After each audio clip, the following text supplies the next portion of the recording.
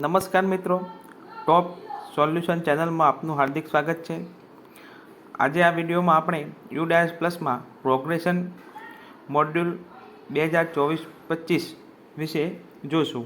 તો સૌપ્રથમ આપણે ગૂગલમાં યુડાયસ પ્લસ ટાઈપ કરશું, જેમાં સૌપ્રથમ આવતી લિંક ઉપર ક્લિક કરશું તો આપણને આ પ્રકારનો ઇન્ટરફેસ જોવા મળશે, જેમાં આપે આપણું ગુજરાત રાજ્ય સિલેક્ટ કરી ગો બટન ઉપર ક્લિક કરીશું. અહીંયા આપે આપણી શાળાનો યુઝર આઈડી અને પાસવર્ડ ફિલઅપ કરીને આગળની પ્રોસેસ લોગિન થઈ ગયા પછી યુડાયસ પ્લસ 2024-25 એન્ટર કરો. ત્યારબાદ આપ જોઈ શકો છો અહીંયા કે આપણા સ્કૂલના ડેશબોર્ડ ઉપર આપણને કોઈપણ ધોરણમાં એક પણ બાળકની એન્ટ્રી શો થતી નથી, કારણ કે આપણે હજી સુધી બાળકોનું પ્રોગ્રેશન કરવાનું બાકી છે. એટલા માટે અહીંયા દરેક બાળક છે 0 બતાવે છે. તો પ્રોગ્રેશન કરવા માટે આપણે પ્રોગ્રેશન એક્ટિવિટી ઉપર ક્લિક કરશું. પ્રોગ્રેશન એક્ટિવિટી પર ક્લિક કરતાં આપણને આ પ્રકારનો ઇન્ટરફેસ જોવા મળશે, જેમાં પ્રોગ્રેશન મોડ્યુલમાં ગો ઉપર ક્લિક કરશું તો આપણને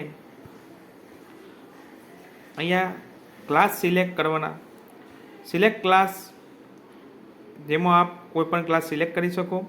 step by step section select કરો અને ગો બટન ઉપર ક્લિક કરો.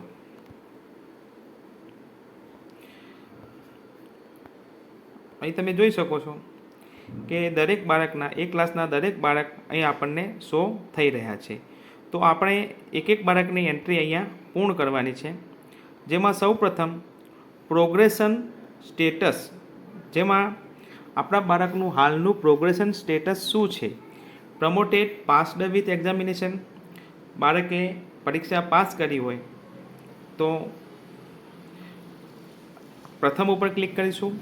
Not promoted, not passed, repeated.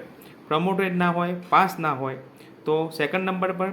Promoted passed without examination, બાળકની પરીક્ષા લીધી નથી અને બાળકને આગળના વર્ગમાં પ્રમોટ કર્યો હોય તો થર્ડ નંબર ઉપર આપણે સિલેક્ટ કરીશું.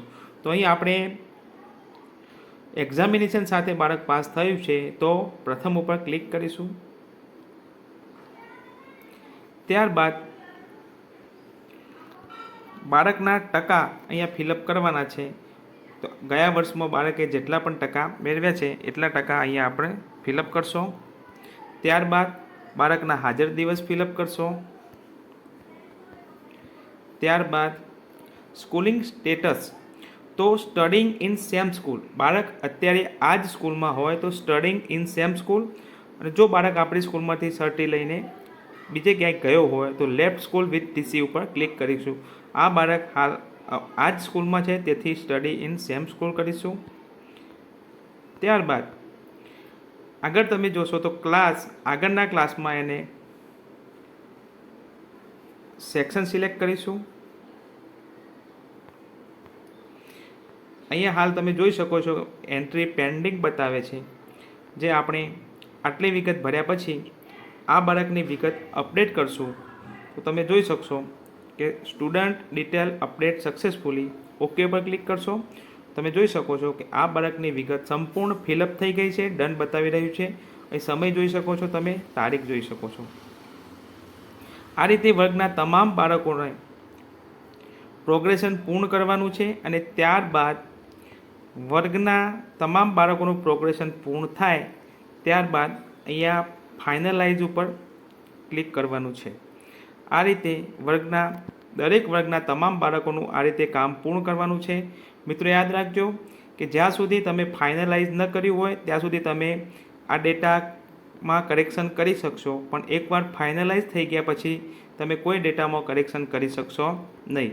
આ રીતે તમામ વર્ગના તમામ બાળકોનું કામ પૂર્ણ થાય ત્યાર પછી તમે પ્રોગ્રેશન એક્ટિવિટી પર જશો તો તમને જોવા મળશે કે ફાઇનલાઇઝ પ્રોગ્રેશન. આ ફાઇનલાઇઝ પ્રોગ્રેશન ઉપર આપે ક્લિક કરી અહીંયા ટીક માર્ક કરી અને સબમિટ આપશો તો આપણો ડેટા ફાઇનલાઇઝ થશે. જ્યાં સુધી આ ફાઇનલાઇઝ નહીં કરો ત્યાં સુધી આપણી એન્ટ્રી બધી બાકી બતાવશે.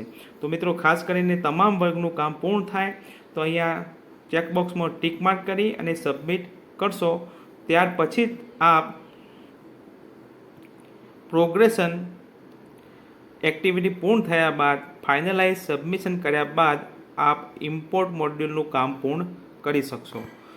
તો ઇમ્પોર્ટ મોડ્યુલ ઉપર આપ નવીન વિડીયો જોવા માટે આ ચેનલને સબસ્ક્રાઈબ કરો. આભાર.